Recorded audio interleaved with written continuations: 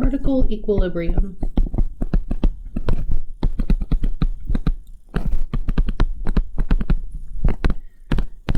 We have done all of this discussing about vectors so that we can get to the statics and engineering portion. And what vectors are used for is we take forces and reactions and interactions and we represent them as vectors, and then we manipulate the vectors. So one of the very first systems, and one of the simplest systems, are equilibrium. So if I have here some sort of weight, so let's make it a 10-gram mass, and we connect it over here at a 12, 5, 13, and up here at a 45 degree. So we have a system here that is knotted at C. It's got two cables, C to A and B to C, and a 10-gram mass, 10 kilogram mass. What we want to do is find the forces in the cables.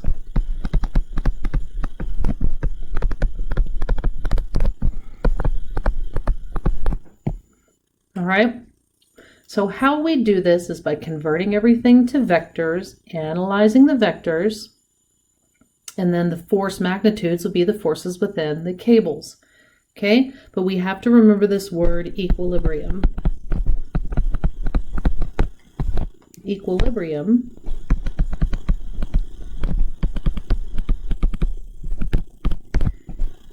is where the sum of forces is equal to 0, and that is the sum of all force vectors. Okay, that's the simplest of equilibrium. We want it to not move. Acceleration is 0, so this is a static, hence the class name, static system where the forces all are in balance and is equal to 0. Step number 1 for solving this is to represent everything as a vector, and we call this a free body diagram.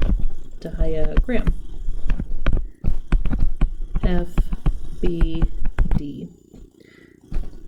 So I have here not C, and from it I have a force vector BC acting at a 5, 12, 13, and I have a force vector AC acting at a 45 degree angle from the negative horizontal, and then I have a load of 10 kilograms times gravity, because a free body diagram, everything is a force. So to turn a mass to a force, we need to multiply by gravity. We are going to assume we are on Earth unless otherwise told. So that gravity G is equal to 9.81 meters per second squared in this class. Okay, now that we've got our free body diagram, the second step is to resolve everything into components. Okay, put it in Cartesian format. So force AC is going to equal to force AC magnitude times the cosine of 45 degrees I, and that's in the negative x direction because I've assumed it in tension. Tension means we are acting away from something, so I have got them acting away from not C, and it's going to the left. Tension is positive in this class, so I assume the positive until told otherwise. AC is going to have a vertical component, force AC, and that's going to be the sine of 45 degrees, J, and that Y component is acting up, so we are going to add it. Force BC is going to be to the right, and we're using similar triangles, so that is going to be 12/13 of force BCI plus 5/13 of force BCJ. Last, we have our weight, which is negative 10 J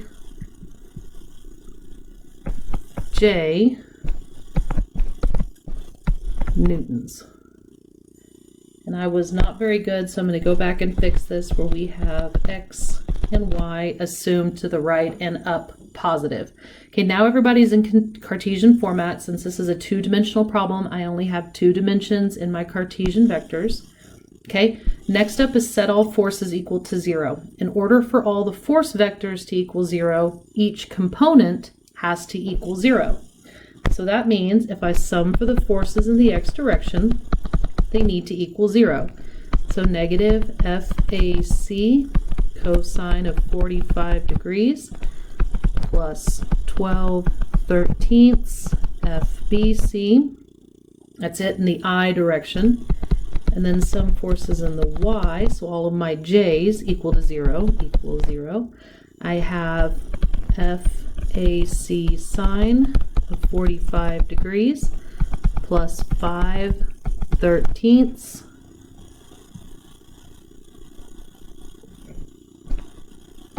FBC minus 10 G newtons.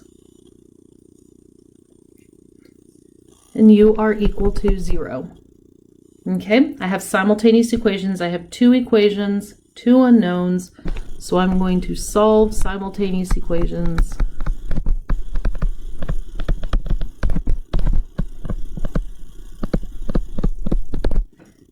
And we will find that force AC is equal to 97.9 newtons and force BC is equal to 75 newtons.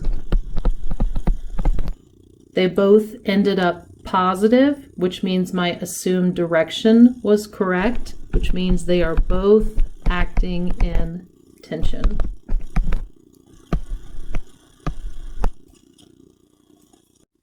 Now, what if I'm given here a system of 3 frictionless pulleys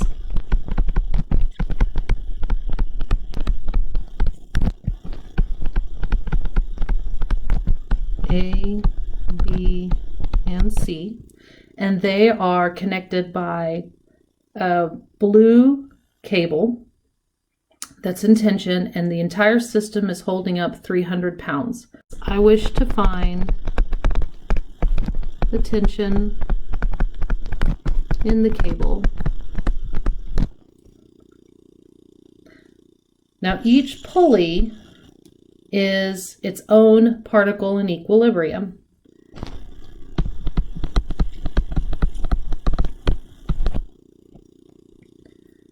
So I have here my 300 pounds. Let's start with the particle that is the weight.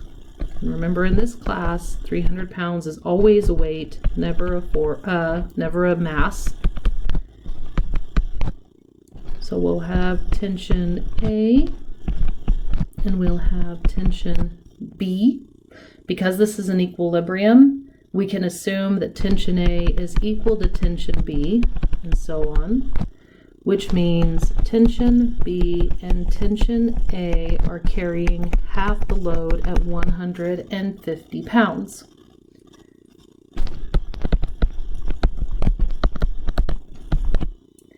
So if I come and do a free body diagram of pulley A, which also represents pulley B, by the way,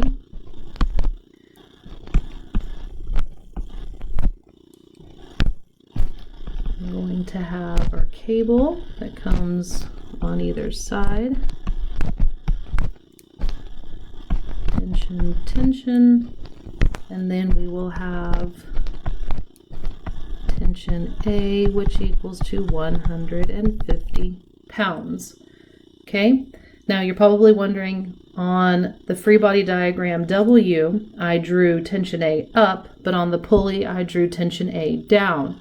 This is Newtonian physics. For every action, there is an equal and opposite reaction.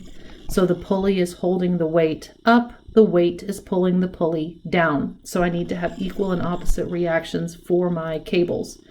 Okay, Looking at this pulley, assuming symmetry, T is going to equal to 75 pounds, right? Because we've got two T's. You can even sum forces in the y direction if you wish. So we have 2T minus 150 pounds is equal to 0. That gives us 75 pounds. And that is the answer for the tension in our cable.